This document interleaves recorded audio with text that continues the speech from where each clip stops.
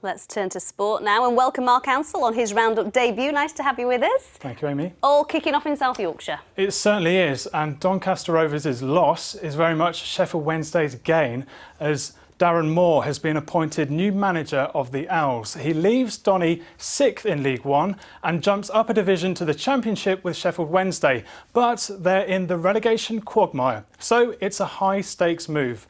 Andy Butler has been named Rovers boss until the end of the season.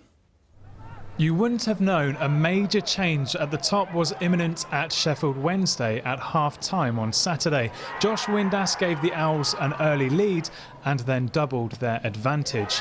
But that was before the wheels came off and Wednesday conceded 3 second-half goals. Cue the exit of caretaker manager Neil Thompson and entrance of Doncaster Rovers boss Darren Moore. He's the Owls' 4th manager this season. An excellent club, steeped in huge tradition, size and structure of the club, and the opportunity was too much to resist. So I had little hesitation in terms of wanting to become the next manager. We still hope we're going to be in Championship.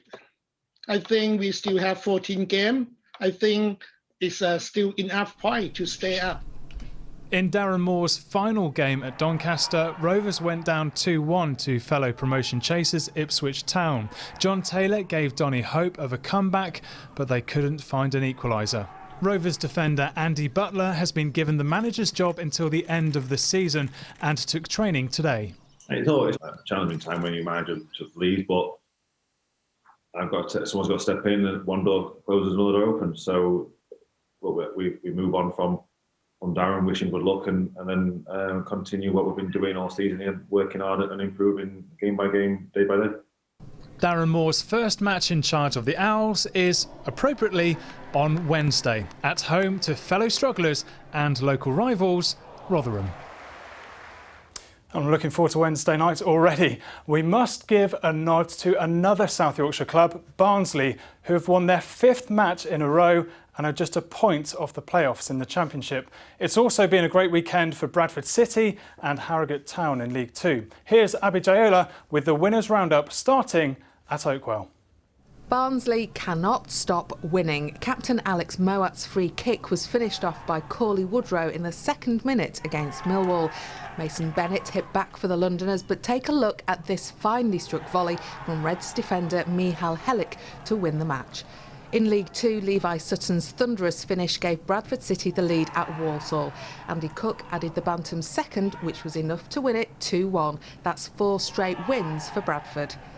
Harrogate overcame struggling Grimsby in the fixture between the two towns. Mark Beck netted his first league goal for a year and a half.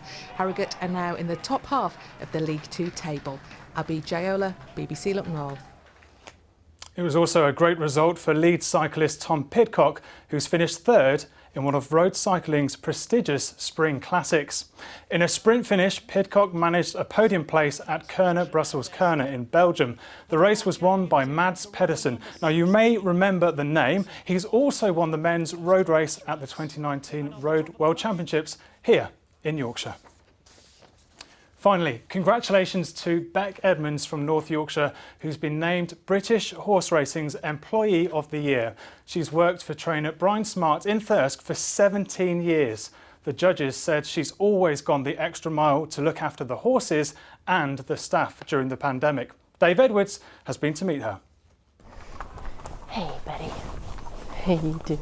For Beck Edmonds, racehorses are a way of life.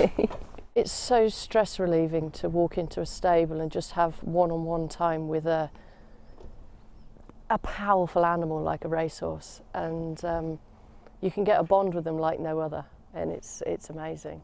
You're right, Holly. But just as important for her is looking after the staff. This is hard physical work, often in bad weather. Get him tacked up. The mental health side of things, I'm very passionate about that. We're a family. And I know everybody, I know all their backgrounds, the inside and out, their quirks, their likes, their dislikes. Similar to the horses, everybody during this coronavirus, we've all had wobbles.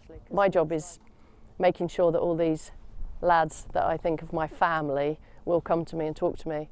The winner is Beck Edmonds, congratulations to you. A well-deserved... Biggest shock ever. Oh my God, shocking. Completely unexpected, but I'm so pleased for the yard because they deserve it. They work so hard and they really deserve it. You're thinking, has she won, could she win? And it was great when they announced her name. We all cheered, the dogs went crackers, they were barking, we were cheering, and we took a glass of champagne across to their cottage and we all had a glass of champagne through the window, so it was great. What's been the highlight of your career so far? Alpha Delphini winning the Nunthorpe at York. The emotion behind it. He gets quite stressed, so I always sit in the corner of the stable with him 3 hours before the race, just sit with him to keep him calm. It's that bond you have with a horse, and then for them to do it for you in front of everybody and just prove what you've always known is just amazing. Beck's prize is £15,000 plus another £15,000 to be shared among her colleagues. The judges called her a superb ambassador for her sport, a mentor and a role model. Dave Edwards, BBC Look North, Thirsk. Well, very well deserved. Thank you to Dave there, and thanks to Mark as well with the sport.